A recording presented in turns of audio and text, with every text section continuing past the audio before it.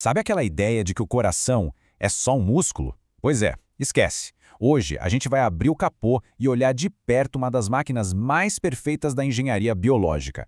Vamos descobrir por que o coração é, na verdade, o motor mais sofisticado que existe.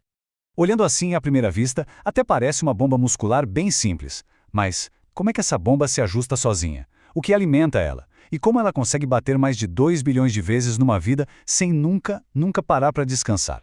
A resposta, olha, está num design incrivelmente inteligente. Para a gente conseguir entender essa máquina, vamos desvendar 3 dos seus maiores segredos. Primeiro, o seu design de bomba dupla. Segundo, o tecido super especial do qual ele é feito. E por último, a faísca elétrica, aquela coisa invisível que dá a partida no motor. Todo grande motor tem um sistema mecânico principal, né? No coração, esse sistema é um projeto genial de bomba dupla, que garante que cada gota de sangue vai exatamente para onde precisa ir e na hora certa. O coração divide o trabalho em 4 câmaras. As de cima, os átrios, funcionam como bombas de preparação, sabe? Elas dão aquele empurrãozinho inicial no fluxo. Mas a força de verdade, o poder de propulsão mesmo, vem das câmaras de baixo, os ventrículos. E essa divisão é fundamental. O lado direito do coração manda o sangue para os pulmões para buscar oxigênio. Já o lado esquerdo, agora com o sangue cheio de oxigênio, bombeia ele com força para o corpo inteiro. É um sistema brilhante. São 2 circuitos diferentes operando num único motor. O motor só é bom se o material dele for bom. E o tecido do coração, o músculo cardíaco, não é um músculo qualquer não. A estrutura dele é tão especializada que é isso que permite essa resistência e eficiência incríveis. Dá uma olhada em como as fibras musculares se organizam.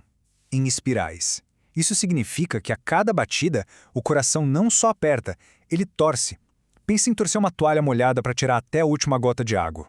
É exatamente essa torção que garante que o máximo de sangue seja ejetado com uma eficiência mecânica impressionante. E se a gente der um zoom ainda maior, a nível de célula, a gente encontra essas estruturas fascinantes chamadas de discos intercalares.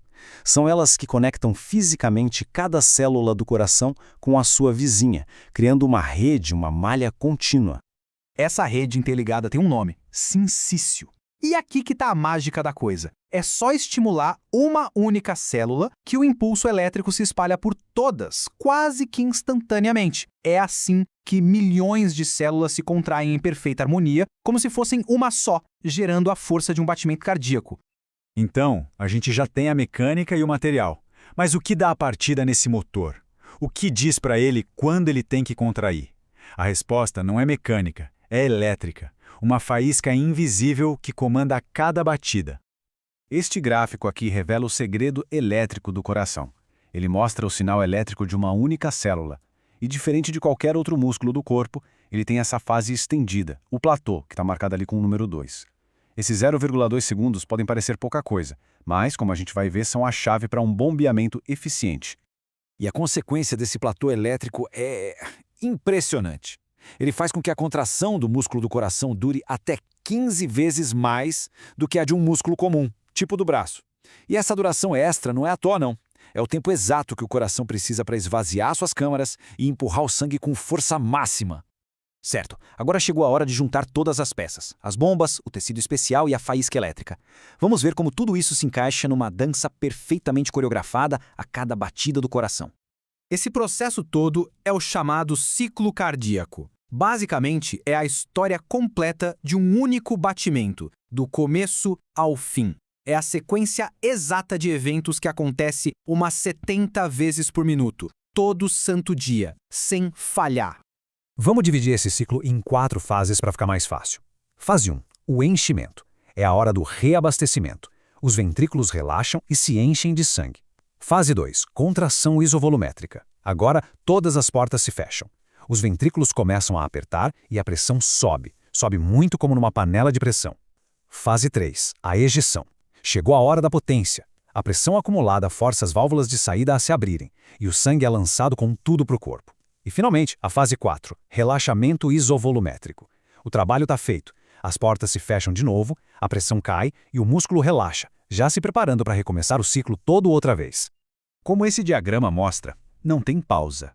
É um ciclo perfeito, contínuo.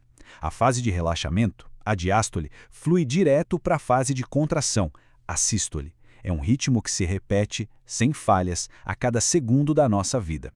Mas talvez uma das características mais incríveis do coração seja a sua capacidade de se adaptar.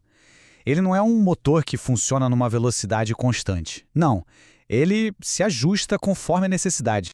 Esse princípio é conhecido como mecanismo de Frank Starling, e ele é genial de tão simples. Pensa num elástico. Quanto mais se estica o elástico, com mais força ele volta, certo? O coração funciona do mesmo jeito. Quanto mais sangue entra e estica as paredes dele, com mais força ele contrai para bombear esse sangue para fora. É um sistema de autorregulação perfeito, que permite que ele se adapte na hora, seja em repouso ou no meio de uma corrida.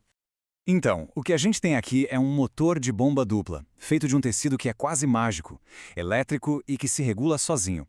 Uma verdadeira obra-prima da engenharia biológica. Isso nos leva a uma reflexão final.